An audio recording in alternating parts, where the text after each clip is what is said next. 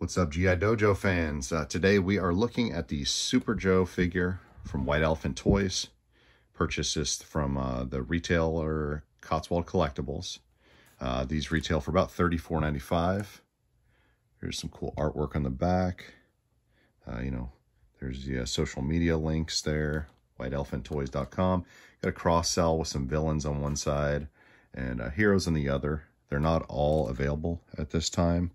But, if Super Joe and Darklon sell well, I'm sure they'll expand the line. So, yeah, this is an 8-inch scale figure. It's intended to...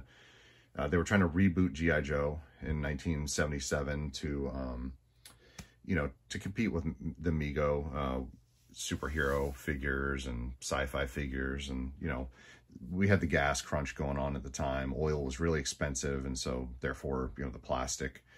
cost quite a bit, and the 12-inch G.I. Joes, they had to keep cutting their profit margins because the plastic was more and more expensive. So they wanted to go to a smaller scale, copy what Mego was doing. So that's the story on Super Joe. A lot of people consider it like the darkest time for G.I. Joe. A lot of people consider Super Joe to be what killed the original line before it was rebooted with Real American Hero.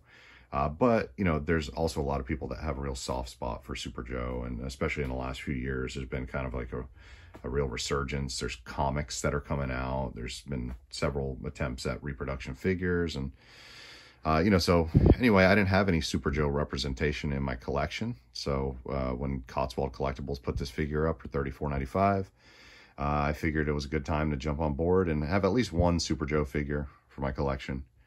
So he has this cosmic space pistol. He's got this cool lightning bolt blade in the package. Nice gold plastic armor with a cool Starburst insignia. And of course, like a little Starburst dog tag. And here is the included space helmet with Starburst. So yeah, that's what you get for $34.95.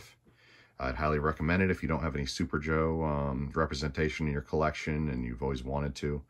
I am happy to have a reproduction, of course, because I've heard that these the original hands didn't age well, and they're all falling apart, and it's hard to find a Super Joe figure with good hands. So, I was really excited to finally be able to purchase this because I didn't even want to attempt to go vintage in this case. So, anyway, that's been Mike from G.I. Dojo.